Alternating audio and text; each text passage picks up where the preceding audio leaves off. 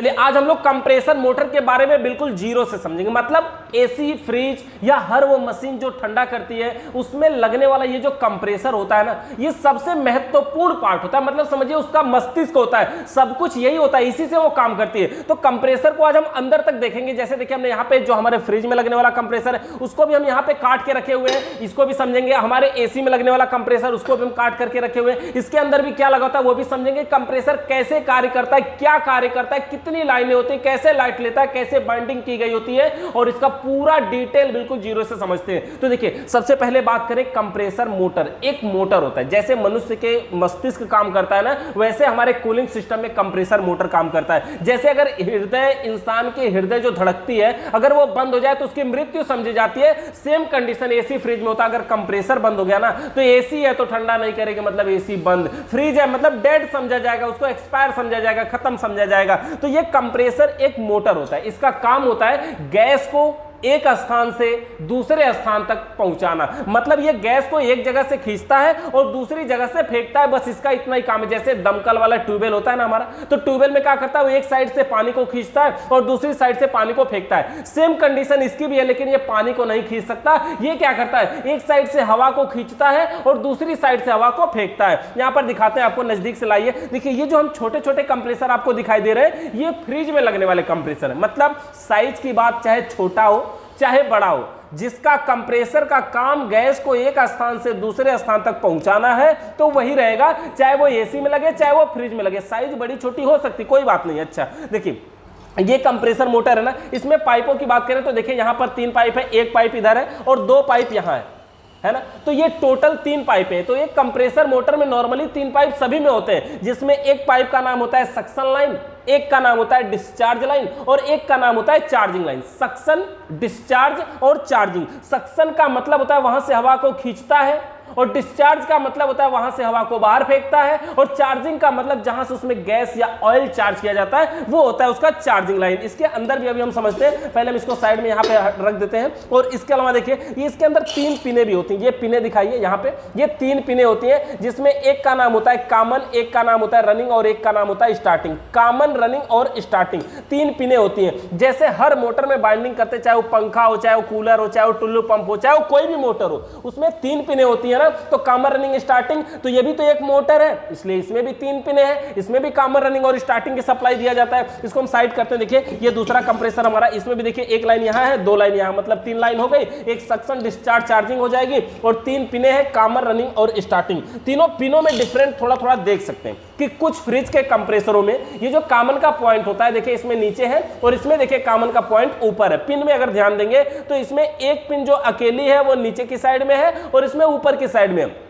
तो इससे हमें कोई भी कंफ्यूजन नहीं होना है, वो ऊपर रहे चाहे नीचे रहे। यानी कि हम इसको ऐसे बोल सकते हैं कि कंप्रेसर में जो तीनों पिने होती हैं वो कॉमन, रनिंग, स्टार्टिंग फिक्स नहीं होता है। ये ऊपर कॉमन है, दाहिने रनिंग है, बाएं स्टार्टिंग, ये सब कोई बात नहीं है। इसको चेक करना पड़ता है कि कहां कॉमन है, कहां रनिंग है, कहां स्टार्टिंग है। किसी में कहीं भी हो सकती है, इसको दिखाने का यही मतलब रहा। इसके अलावा ये हमारा तीसरा कंप्रेसर देखिए, इस वाले कंप्रेसर में देखिए ये बहुत पुराने समय का कंप्रेसर, और इसमें भी देखिए वैसे ही 3 लाइनें, 2 पाइप इधर, एक पाइप इधर। और ये जो 3 लाइनें होती है ना, इसको पहचानने का भी हमारा एक तरीका होता है कि हम इसको कैसे पहचाने कि कौन सक्शन है, कौन डिस्चार्ज है, कौन चार्जिंग है। तो आप इसकी साइज से बात कर सकते हैं। साइज का मतलब ये होता है कि सक्शन लाइन और चार्जिंग लाइन दोनों एक होती है, डिस्चार्ज लाइन अलग होती है। पाइप को देख करके एहसास करेंगे कि जो डिस्चार्ज लाइन की पाइप होती है वो पतली होती है, सक्शन और चार्जिंग दोनों मोटी होती है। डिस्चार्ज पतली होती है। देखना कहां है, एकदम जड़ में, यहां पे एकदम नजदीक। मतलब ऐसा नहीं कि आगे कोई मोटी पाइप जोड़ करके बड़ी कर दिया तो आप उसे मोटी देख ले रहे हो, ऐसा नहीं है। जो बिल्कुल जड़ में वहां पे देखना है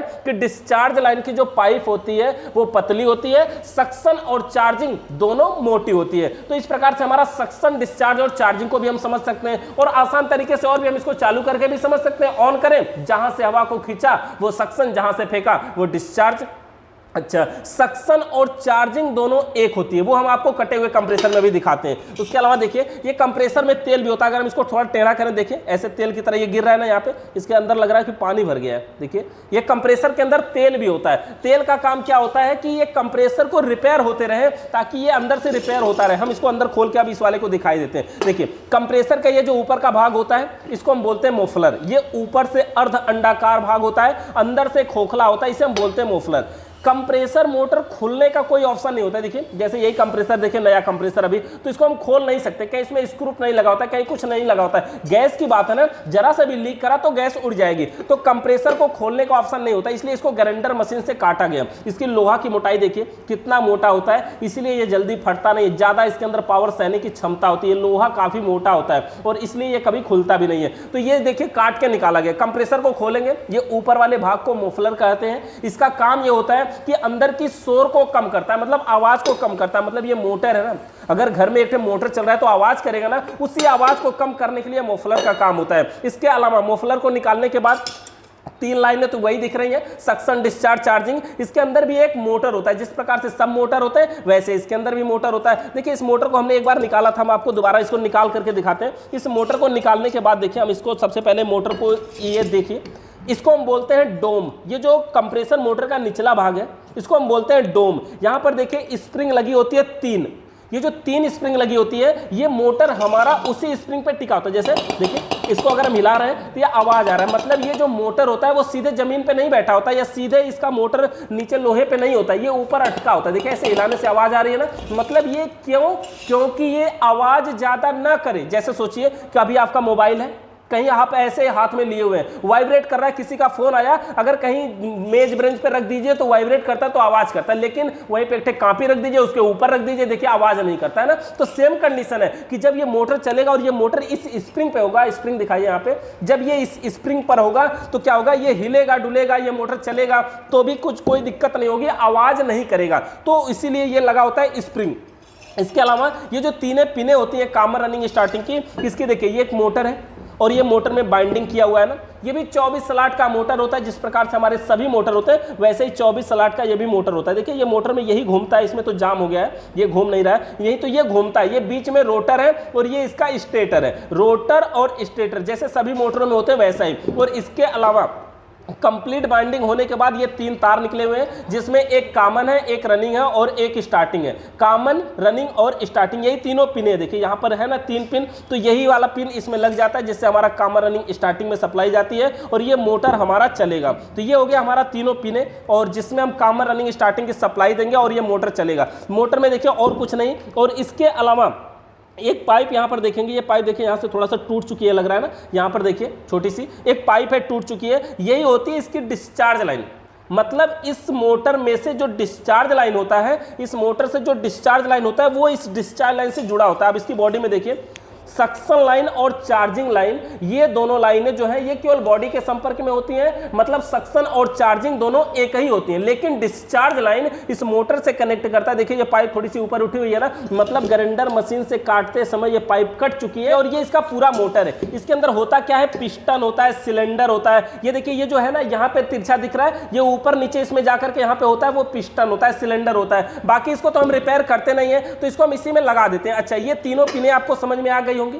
पहली बात कि कॉमन रनिंग स्टार्टिंग एक मोटर से आता है। दूसरी बात, ये सक्शन और चार्जिंग का जो लफड़ा है वो समझ लीजिए, ये केवल बॉडी के संपर्क में है। मतलब पूरा बॉडी बंद है, अगर मुंह लगा के यहां से फूंका जाए तो हवा यहां से निकलेगी, और यहां से फूंका जाए तो यहां से निकलेगी। लेकिन डिस्चार्ज का संपर्क इस मोटर से होने के कारण डिस्चार्ज से अगर फूकेंगे तो हवा किसी से नहीं निकलेगी। ये भी एक पहचान है। मतलब समझिए सक्शन और चार्जिंग दोनों एक होती है। किसी को सक्शन, किसी को चार्जिंग बनाया जा सकता है, इसमें कोई भी दिक्कत नहीं, कोई भी भेदभाव नहीं है। तो कंप्रेसर मोटर हमारा यहाँ पे हो गया। हम इसको एक बार आपको रोटरी कंप्रेसर दिखाते हैं। इसको हम बोलते हैं रोटरी कंप्रेसर। ये जो बड़ा वाला कंप्रेसर है रोटरी कंप्रेसर, वजन भी इसका होगा लगभग 24-25 किलो के आसपास होगा। हमारी जो फ्रिज का कंप्रेसर होता है ये 7-8 किलो वजन के करीब होता है। तो देखिए ये हमारा कंप्रेसर मोटर है, इसको हम बोलते हैं रोटरी कंप्रेसर। रोटरी कंप्रेसर पतला और लंबा होता है, कम जगह घेरता है। इसके साइड में जो पार्ट बना होता है इसको हम बोलते हैं एक्यूमुलेटर या सक्शन पंप के नाम से भी जानते हैं। इसके अंदर कुछ होता नहीं है, खोखला भाग होता है, लेकिन गैस को कुछ समय के लिए स्टोर करने की क्षमता होती है। जैसे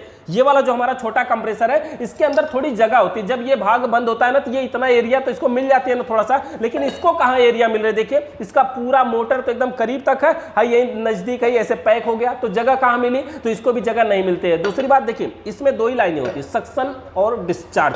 सक्शन में से ही एक लाइन बना ली जाती है जिसको हम चार्जिंग बोलते हैं। आपने इस वाले में कंप्रेसर में तो देखा ही सक्शन और चार्जिंग दोनों एक होती है, तो इसमें अंदर से हम बनाते हैं और इसमें बाहर लाके बना लेते हैं, तो बात तो वही है। तो देखिए ये हमारा कंप्रेसर मोटर, देखिए इसकी भी बाइंडिंग हुई है और बाइंडिंग होने के बाद इसमें से भी 3 ही तार निकले हैं, कामन रनिंग स्टार्टिंग, और यही पिन देखिए यहाँ पर ये अंदर से पिन दिखाई दे रही है ना, इस पे लग करके कनेक्ट हो जाती है। जब यहाँ पे देखिए इस प्रकार से कनेक्ट हो जाएगी तो इधर से हमें बाहर से ऐसा दिखाई देगा, इसमें हम कामन रनिंग स्टार्टिंग की सप्लाई देंगे और ये चलेगा। और ये जो ऊपर की लाइन दिखाई दे रही है ये इसकी डिस्चार्ज लाइन होती है, इसकी सक्शन लाइन यहाँ पे होती है, जो इसके बंद होता है और इसमें से पाइप निकली होती है वो सक्शन लाइन होती है। ये डिस्चार्ज लाइन देखिए यहाँ पर, देखिए इसमें बंद है, देखिए ये वाली सक्शन लाइन होती है और ये डिस्चार्ज लाइन होती है। और ये हमारा मोटा और पतला होने का जो फार्मूला है वो सभी में काम करता है। जैसे इसमें सक्शन लाइन मोटी है, डिस्चार्ज लाइन पतली है, हमारे फ्रिज वाले में भी वही था, सक्शन लाइन मोटी होती है, डिस्चार्ज लाइन पतली होती है, तो सेम फार्मूला काम करता है। अच्छा यहां पर देखिए इसके अंदर कुछ नहीं होता है, एक्यूमुलेटर के अंदर खोखला भाग होता है, ये पाइप इतनी उठी होती है, ऐसा नहीं कि ये पाइप नहीं कटा गया, ये उसके ऊपर से जो काटा गया है ना ऐसे था और ये निकला हुआ होता है, देखिए ऐसे गोल के आकार में बना हुआ है ना, ऐसे निकला हुआ है। ये वाली पाइप डायरेक्ट बाहर नहीं आती है, जब गैस आती तो इस किनारे किनारे में भी स्टोर होती है, इसके अंदर अंदर भी जाती है, यहां पर भी घूमती है, यानी गैस इसमें रहती है। अगर थोड़ा बहुत लिक्विड आ जाए, नमी आ जाए तो वो नमी इसमें नीचे बैठ जाता है, फिर जो गैस उड़ती है वो यहां से अंदर होकर के इस पाइप से होकर के अंदर जाती है। तो इस प्रकार से हमारा ये रोटरी कंप्रेसर काम करता है। और कंप्रेसर के नीचे हमारा रबड़ भी लगता है, उस रबड़ को हम बोलते हैं ग्रोमेट रबड़। ग्रोमेट रबड़ का काम क्या होता है, इसके अंदर के शोर को कम करता है, इसके अंदर के आवाज को कम करता है। अगर फ्रिज चलते चलते ज्यादा आवाज कर रही, खड़बड़ा रही है, तो ये ग्रोमेट रबड़ को देखना होता है, कहीं ज्यादा कट तो नहीं गया या रबड़ कट तो नहीं गया, या नट को ज्यादा टाइट तो नहीं कर दिया गया, या कम टाइट तो नहीं कर दिया गया। दोनों अवस्थाओं में आवाज करता है, ज्यादा टाइट करेंगे तो भी प्रॉब्लम, कम करेंगे तो भी प्रॉब्लम, मीडियम में छोड़ना है उसको। तो इसी प्रकार से हमारा कंप्रेसर मोटर काम करता है। और कंप्रेसर में देखिए हमारा जो तेल प्रयोग किया जाता है पॉलिएस्टर ऑयल। अगर ये हमारा रेसिप्रोकेटिंग कंप्रेसर यानी ये जो फ्रिज का कंप्रेसर है, इसमें जो हम तेल प्रयोग करते हैं उसमें पॉलिएस्टर 48 नंबर, और अगर जो हमारा एसी का कंप्रेसर है वो 68 नंबर। अब तेल के नाम और नंबर चेंज भी धीरे धीरे हो रहे हैं। इसी प्रकार से हम कोई भी जैसे कंप्रेसर ऑयल या रेफ्रिजरेंट ऑयल के नाम से भी मांगते बोलेंगे, रेफ्रिजरेंट ऑयल 68 नंबर, तो भी हमारे एसी में प्रयोग होने वाला तेल मिल जाएगा। तो ये लीटर के हिसाब से आता है। नंबर में इसमें ये डिफरेंट होता है कि नंबर बढ़ेगा तो मोटाई तेल की बढ़ती है, नंबर कम होता है तो मोटाई कम होती है। तो इस प्रकार से हमारा कंप्रेसर मोटर काम करता है। कंप्रेसर से रिलेटेड किसी भी प्रकार का सवाल या सुझाव रह गया हो तो कमेंट करके जरूर बताइएगा। चैनल पे नए आए तो सब्सक्राइब करिए, बेल आइकन को प्रेस करिए। वीडियो देखने के लिए आप सभी का बहुत बहुत धन्यवाद।